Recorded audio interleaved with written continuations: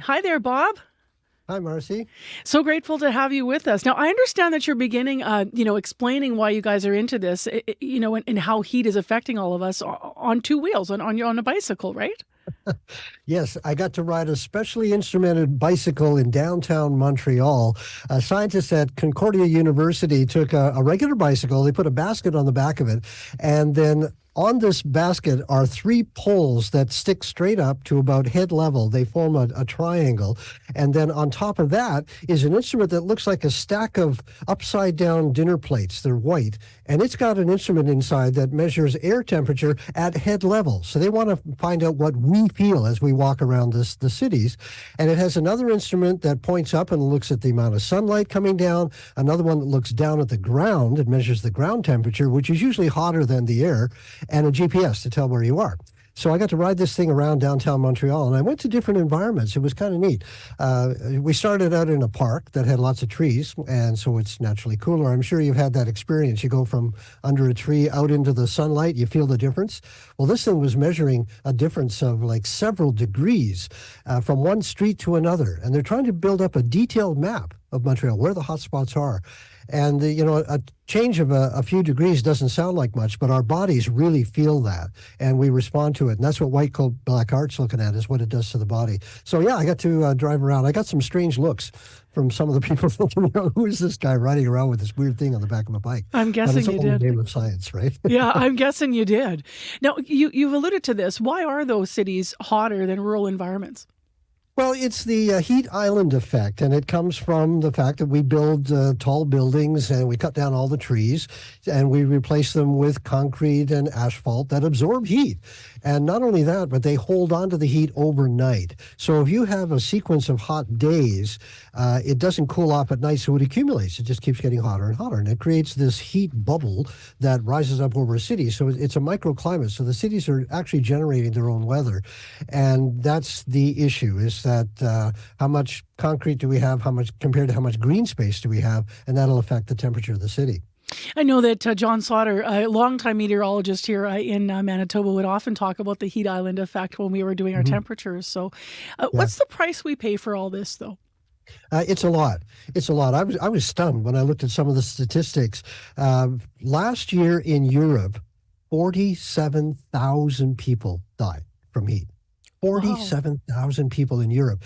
In the United States, it's around 10 to 11,000 per year. And here in Canada, we don't have good stats, but in British Columbia, where I live, when we had the heat dome in 2021, more than 600 people died just in British Columbia. So you multiply that across our 10 provinces, it's around 6,000 to 8,000 people a year.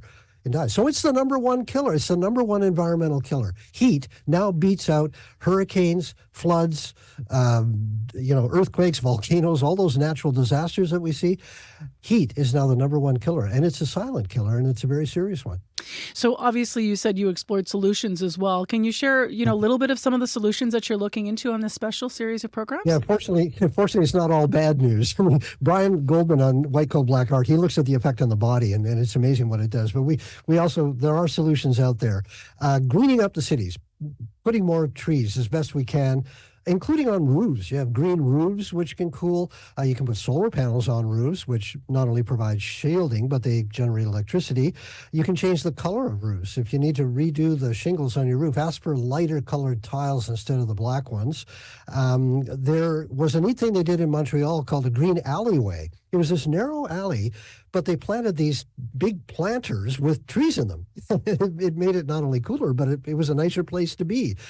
In Vancouver, I was in a park where they had a creek that had been covered over by pipeline, and they just uncovered it. They turned it back into a creek again, and it was a park. It was this meandering creek that went through a park. There were paths on either side of it. People were walking their dogs, riding their bicycles, tree covered. There was a playground there.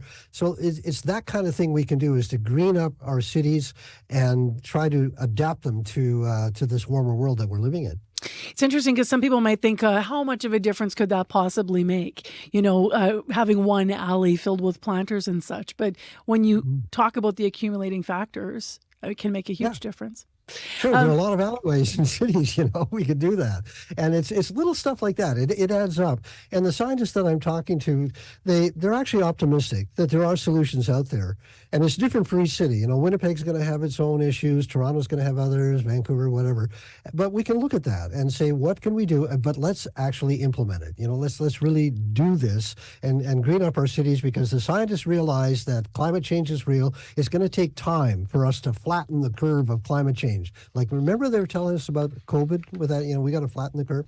Well, it's going to take a while before we do that. So we have to adapt to a warmer world. So there are solutions out there. Let's look at it. It's a serious health issue. It's not just an environmental issue. It's a human health issue. So let's get at it. Can I ask you before you go this morning, Bob, how seriously, in your view, are researchers taking the problem? They're taking it very seriously because they recognize that it's a serious problem, but they're not just pointing to problems; they're pointing to solutions, which I'm all for. And we also have energy solutions as well. I mean, if you don't mind crass self-publication, my latest book, The Future is Now: Solving the Climate Crisis with Today's Technologies. We have green technology available. We already know how to do that, so we can reduce our carbon emissions, which is at the fundamental basis of all of this, and move ahead as well. So it's a multifaceted problem, and then there are multiple solutions to it, and how we deal with energy, how we deal with heat, how we deal with our cities, and green them up. So the solutions are there. I'm optimistic. Thanks for being with us this morning, Bob. Always nice to see you, and thanks for wearing the uniform blue shirt. We matched today. Take care. Thank you. Okay, Marcy. Bye.